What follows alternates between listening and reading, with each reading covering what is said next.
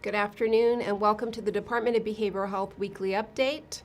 I wanted to start today just to remind everyone that September we recognize Suicide Awareness and Prevention Month as well as Recovery Month. So if you were tuning in or you are watching the recording, you'll see at the beginning we have a series of slides that just show you some of the activities for the month, some of our themes for the month. Next week I'll highlight those for you during the presentation, but you can see that in the preamble today. All right, let's move on to COVID. You might notice a new template for the slides. Thank you, Brian Bishop, for getting us more in line with our department-wide template. I like this new look and feel. In terms of worldwide COVID, we're now almost 219 million cases of COVID and over 4.5 million deaths from COVID. You can see on the right side that it looks like the case surge is slightly declining across the world, but remember that that often is represented by parts of the world that are surging and other parts that are not surging. But generally, those cases appear to be going down. Deaths, as you can imagine, after the cases surge, we see that increase in deaths.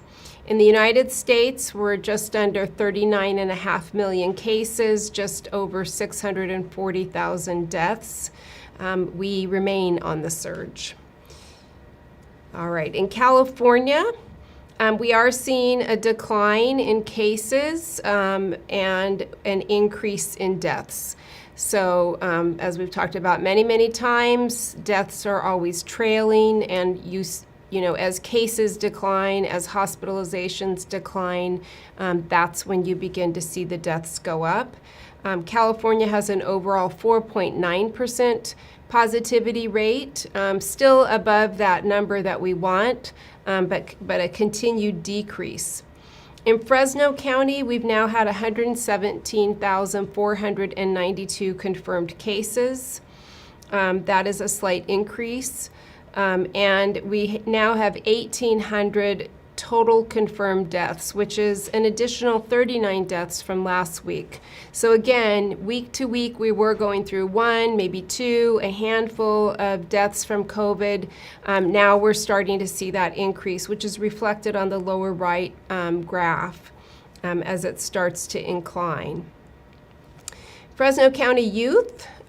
We've increased by about 700 cases over the last week. We're now at about 21,000 confirmed cases of COVID.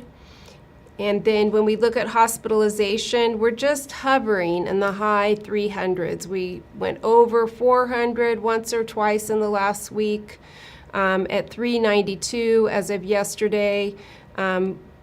We have 83 in the ICU. That is a high number for our ICU. We were at 78 last week, and we remain with only 8 ICU beds. I will tell you that on calls I was on this week, what I heard is that our local hospitals are over capacity. One hospital was listed at 130% of ICU capacity, which means that for the number of licensed beds that they have for ICU, they're placing people who need ICU level care in locations other than the ICU. Sometimes that's in the emergency department, sometimes that's in a recovery room or what we call a post-surgical area. And so that's still a concern. In terms of youth, we're seeing a slight decline. That's good news for youth. But still generally well above the prior surge. So it does appear, and this is likely due to we don't have as many restrictions as we had in the prior surge, so school is back in session. People are supposed to be masking up, but there's a lot of controversy with that. Lots of parents fighting to not have their kids wear masks as COVID spreads in our schools. So that's another challenge that we have.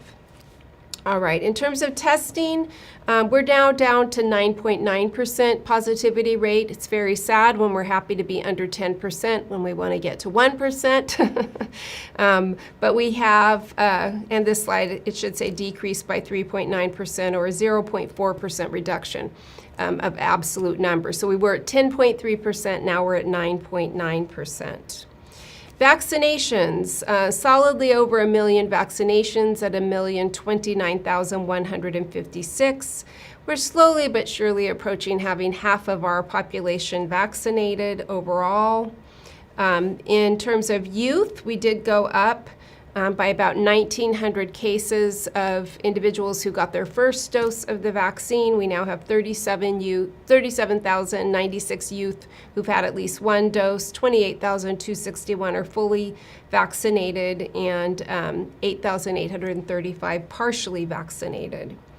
So about 62.2% of individuals over the age of 12, those are people eligible for the vaccine, are now have at least one dose of the vaccine, and about 87.5% of those over 65. So continuing to see improvements in both of those, which is great. Cases are leveling off, slightly increasing. Hospitalizations appear stabilized at the high level of high 390s. Staffing remains at critical shortages, unfortunately. We still have a lot of issues with staffing. Sorry. That's all right.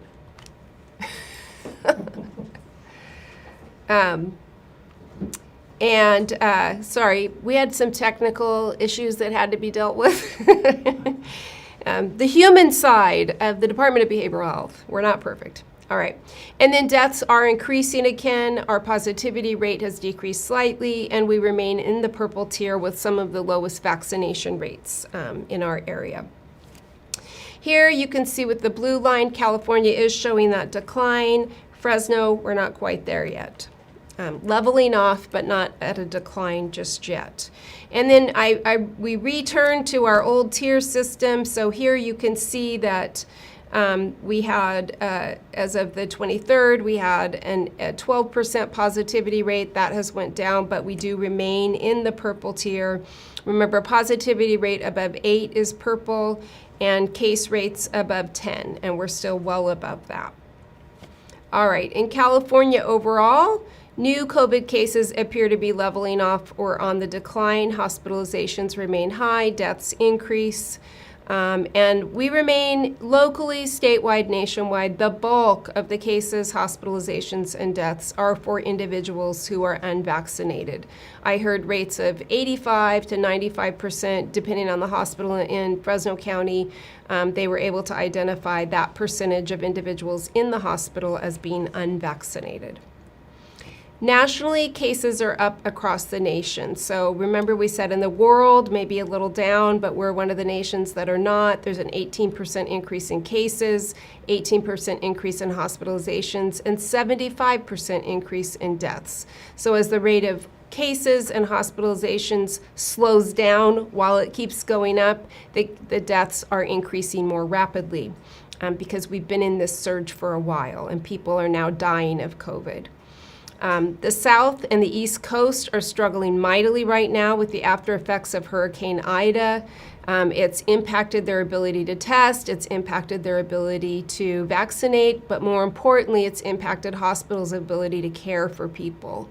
And staff's ability to get to work. So it's really, in some places, almost a dire situation for all of those reasons. So really, our thoughts and prayers are with that area of the country. I can't imagine. Hawaii is experiencing an oxygen shortage, obviously not from storms, but this is due to COVID and the need for oxygen. I think I've shared with you, I had a friend hospitalized for several weeks. He was unvaccinated. He's home now for over 2 weeks, still on oxygen. I can't imagine how he would be doing if he didn't have oxygen. More employers are requiring vaccinations across the nation and the state. Delta Airlines is now requiring unvaccinated employees to pay an additional $200 a month for health insurance costs. During the pandemic, we were seeing lots of health insurance not pass the increased costs of COVID onto their insured. And the reason for that was multifold. One, there was a recognition that a pandemic was going on, and it wasn't by poor personal choices that people were getting COVID and getting sick from COVID. And also there was some governmental funding to support some of that. But now that vaccines are available, health insurance companies are looking at it that if you're vaccinated, you're clearly less likely to be hospitalized and die. So if you do have a choice, and so those costs may be carried on to people who choose not to get vaccinated. We'll see how that plays out. There is a new variant of concern called Mu. Remember, we're using Greek letters, so MU. It started in the country of Colombia, and it's in about 39 countries now. It may be resistant to vaccines, and so this is another variant that we're looking at. We've had a lot to deal with the Delta variant. The Lambda variant kind of came and went, became a variant of concern, but never really got a foothold. So this is one that we'll be watching very, very closely. So what's happening in our neck of the woods? Demand for testing is increasing.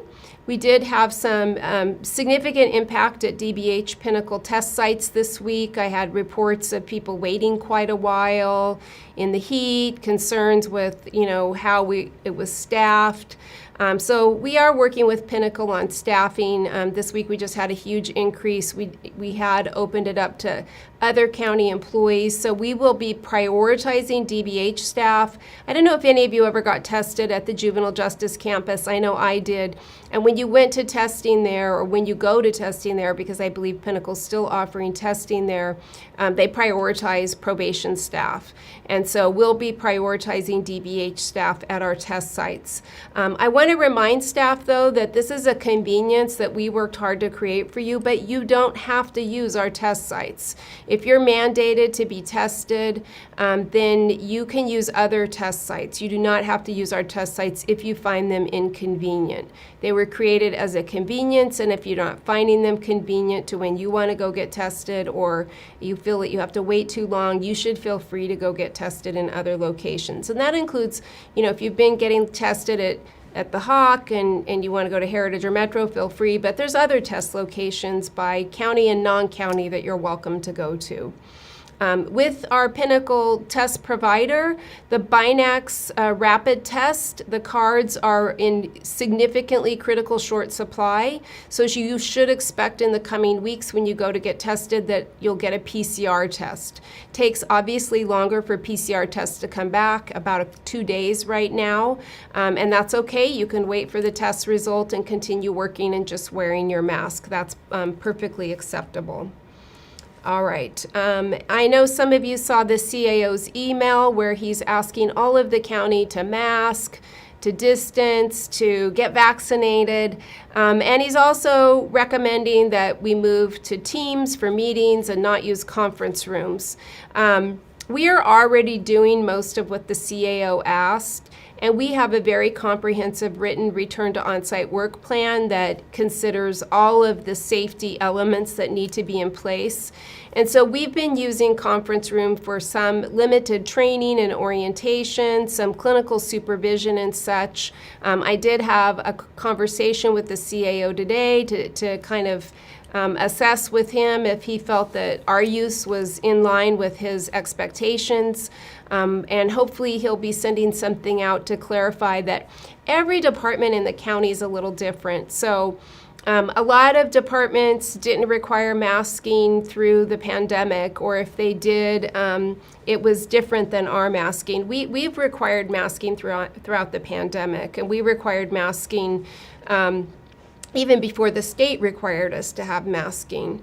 And we did some comprehensive reviews of things like our HVAC systems and air handling capability, our filters to ensure that they met Cal OSHA standards that have been heightened with the pandemic.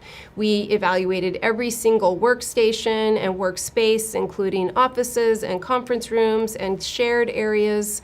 And have recommendations in there for safe use of those. And so we feel really confident with how we're using them, but there may be a slight pause while we just confirm with County Council, Human Resources, and the CAO that there's a comfort level that we've implemented safety standards that not every department has had the opportunity to do. Because we're a healthcare provider, we have kind of a higher level standard.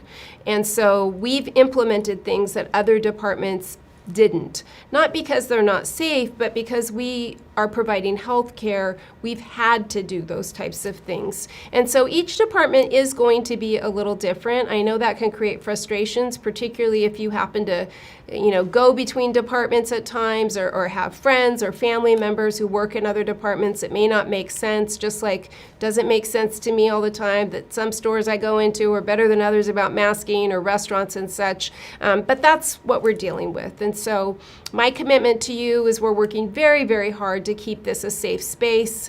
And so we just ask for your patience as we go through this process. You may have also seen there's a new health order that came out, I believe today, around flu vaccine. And it is mandating the flu vaccine to healthcare providers amongst some other populations. So that will be one more vaccine that we'll need to work through administering and making sure that everyone that health order applies to complies with the flu vaccine. I will say I was picking up a prescription yesterday or the day before at Target, and they offered me the flu vaccine, and I didn't have time to get it then, but I am going to make it a priority in the next day or two to get the flu vaccine. And so always working to keep you safe and always working to do our best to answer your questions. So with that, I will say I got one question, a couple of questions between meetings. One was about the use of conference rooms, and hopefully I've answered that question. And then the other one was about, given that we're in a drought, should we be using so much water, since pretty much now we know that this is an airborne disease, and that's the much more likely way that you're going to get it. And what I will tell you is, you may not have noticed, but we did take down all of those signage that talked about, how many seconds, minutes, etc. to wash, and when to wash, and what have you. I do hope that you continue washing your hands after you go to the bathroom, so we're not going to change that. But we did take down all of that other signage and such, so I do think that we're addressing that concern. All right, so with this, I'm going to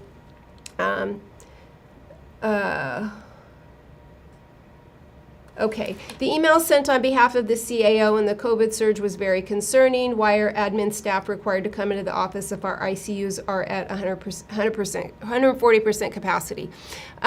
Well, that's because we worked really hard to put this return to on-site work plan together, and we feel confident that if you're wearing your mask and you're following the rules, that we're going to keep you safe. One little known fact that you may not be aware of is a little over 80% of our staff are vaccinated. And so with that knowledge, I feel really confident that where we're at right now, which is not as bad as our past surge, that we're in pretty good shape with what we're doing in our office settings. And so if that changes, if we're seeing outbreaks due to people coming to work or that type of thing, you should be prepared that recommendation might change. All right. At Tuesday's testing clinic, my coworkers and I witnessed 2 DBH employees being incredibly rude to the test company employee because they had misunderstood DBH to have preference over all other. Yeah, I hear you, and I wish that staff could behave always in a professional and courteous manner. That's not always possible. I'm a parent, and I wish I could control my kids. I can't control them either. What I will tell you is I appreciate there were some frustrating circumstances around the testing. I appreciate that those circumstances were brought to my attention, and I'm confident that we'll be addressing them. So hopefully that will address the frustrations that people have. We've talked about this many times. Everyone's tolerance level is pretty low in terms of stress. We've all been through a lot, and whether it's just dealing with the restrictions of the pandemic, knowing loved ones who've gotten sick with COVID, died with COVID, and I do want to, kind of say to each of you, we've talked about we cannot make people feel bad about choosing not to get vaccinated. I do expect people to follow the rules, wearing masks and such, but there seems to be a lack of sensitivity that, if you've chosen not to be vaccinated, you should also respect that some of your coworkers have lost loved ones to COVID. I know this for a fact. And so please use that sensitivity as well, that there are real people who are being impacted by COVID, and there are legitimate reasons, just like you may feel you have legitimate reasons for not being vaccinated. There are legitimate reasons for people being worried about their own health and safety and what they're taking home to their families. So if we can all learn to respect one another, treat each other with dignity, I think we'll be in a lot better place. And also, as I've said many times, take care of yourself. If you find that you're quick to anger, that you're having trouble sleeping, that you're having difficulty concentrating, all of those are signs that you need to take care of yourself.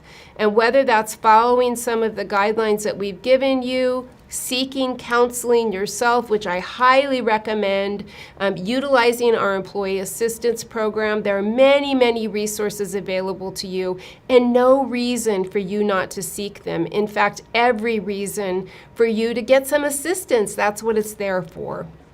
And so I'm hoping that as we move forward through these very challenging and trying times, that you can all find ways to be kind to one another. Kindness doesn't cost anything. Okay. County employees at the site, they wanted to cut the line. Okay, well, we've already talked about that. It is definitely better to be nice and kind. And I will say, we had not previously prioritized DBH employees. Remember, all of this is happening. We're doing our very, very best to be responsive, to create convenience for our staff, etc. And so when we put the Pinnacle test sites together, again, because we're a department, unlike many other departments that provide health care and we're subject to some of the mandates that they were not subject to, when we put the Pinnacle test sites together, they were solely for our staff. Because we were a little ahead of the curve in meeting those requirements, some other departments asked if they could be added in. And not really knowing what that would impact us, we had some missteps.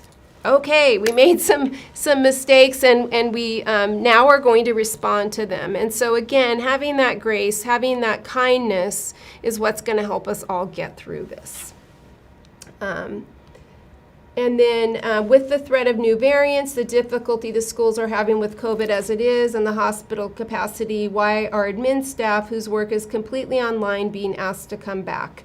Again, and I don't know how many other ways I can emphasize this, I've been coming to the office the entire time except for the one time that I was in quarantine. And so depending on your workspace, you may never encounter another person, right? I have a private office, I shut the door. In those areas where we have shared workspaces, we have hybrid work schedules.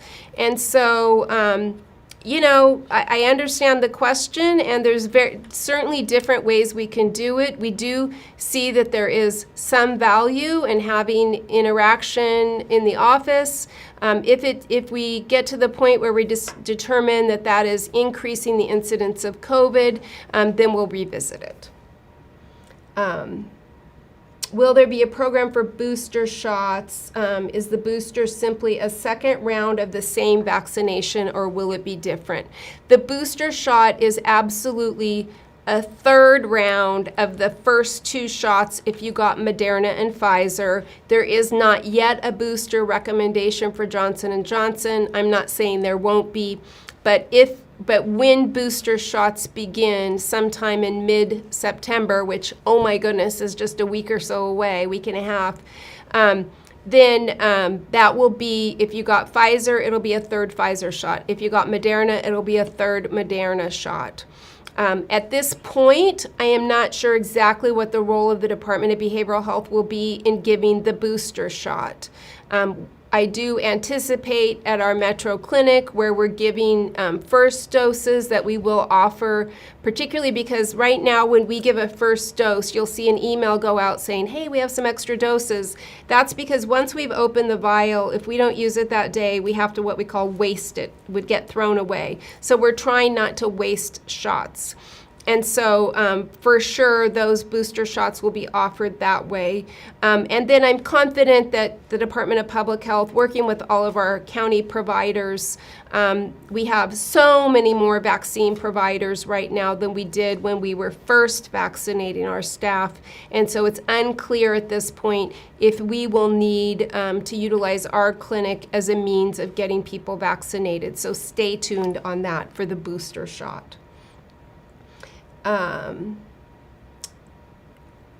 What is the vaccination rate of the staff at the Hawk? I am going to say this off the top of my head. I think it's a little higher than the overall vaccination rate of the department, but at least equivalent to the vaccination rate of the department. But I believe it's even higher. And so we probably, I'm not sure that we have all of that information off the top of my head. I know I don't. But overall, we have a vaccination rate of about 80%, which is pretty good, all things considered. And then someone just said that they feel that a safe workplace is possible. And keep in mind, you know, there's lots of businesses, including county departments, that never worked from home. And so, you know, we're doing our very best to create efficient and effective work to get done and meeting the needs of the people we serve. We know it can be done in different ways, and at times we'll change the way we do it, and all of that will be based on a data-informed decision-making process. And so that's how we have done it throughout the pandemic and how we'll continue to do it throughout the pandemic, until it becomes endemic. All right. Got another one Okay. on the chat. Oh, on the chat. Thank you. I was looking at my text. Did you say that a booster should be 8 months apart? Is that from the first or second? It's my understanding that the booster is supposed to be given 8 months from the second shot. So, for instance, I got my second shot on February 9th or 10th, something like that. And so my booster shot would be due sometime in October. Now, it's possible that some people will get their booster shot further out than that. It's possible that somehow, some way, we'll make a decision and people will get a booster shot earlier than 8 months. But we're working closely with public health, again, to make sure that we're following their guidance. If anything changes or we have booster shots available, I will make sure and let all of you know so that you can take advantage of that and keep yourself and your family safe. All right. Not seeing any other questions. And with that, I will say we have Labor Day coming up. And, you know, Labor Day is a celebration of everybody working hard. And I've said it before, I truly can't say it enough, that the work that we do would not be possible without all of you. I completely understand these are incredibly challenging times. Sometimes we lose our temper even. But I do really appreciate all the work that everyone does. I appreciate the faith you've put in me and our department to keep you safe. And we will continue to work hard on your behalf. And one more question came in. Is the current flu vaccine this year's strain? If I got my flu shot early this year, should I wait a little bit later to another one? I'm not exactly sure when you got your flu shot, but typically the flu season begins about now, and so they start giving flu shots maybe as early as August, but oftentimes it is September when they start giving them. So, for instance, if you got it in January or February, that was for last year's anticipated strain, and so there's a new shot typically formulated each year, unless they happen to see, you know, in their viewing of the epidemiology of what's happening with flu, occasionally it'll be the same strain the next year. Keeping in mind that the way the flu vaccine works, there are many, many different strains of flu, just like there is coronaviruses. And so each year, they look at the patterns across the world because flu kind of travels around the world seasonally. That's why we call it seasonal flu. And so oftentimes they're looking at what's happening in the southern hemisphere to predict what will happen in the northern hemisphere, and then whatever happens in the northern, next season for the southern, etc.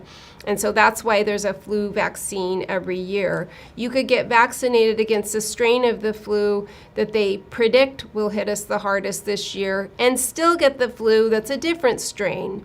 Or you get vaccinated and now you're protected against that, but you're not protected against the dominant strain the next year if you don't get that vaccine. And so I know it's confusing. Some vaccines we get once in our lifetime, some we get a series of shots, and some, like the flu, there's just so many different flus. And this is interesting too. How many of you knew that the flu that killed so many people in the 1918 pandemic is still with us? It's out there. It's endemic now. The difference is we've built up our immunity over time to that, both through vaccination as well as people getting it. And so eventually, hopefully, COVID will be that way, but we're not there yet. All right. Would we need to wait 2 weeks between getting a booster shot and the flu vaccine? I heard that you could get them both at once. That actually someone I know went through the vaccination clinic at UCSF and were also offered the flu vaccine. And so I'm not sure exactly, don't take my word for it right now, but I will get that information for you and have it next week. There's also a question, what would the booster shot be for those who got the Johnson & Johnson? If a booster shot is recommended for the Johnson & Johnson, you would expect that the booster would be another Johnson & Johnson shot. I don't know that that will be the recommendation. Could it be Pfizer or Moderna? I suppose. I just don't know at this point. But thus far, the recommendation for boosters have been for the same shot you got in the first series of shots. And so I would expect that in the future, but again, I don't know yet. So once we find out, I will let you know. And then in the chat, Helen just reported that at the Health and Wellness Center, we're at an 88% vaccination rate. So a pretty good vaccination rate for this building, gives me a lot of comfort. Hopefully it gives you some comfort as well. And with that said, and no more questions, have a nice holiday weekend, and we will see you next week.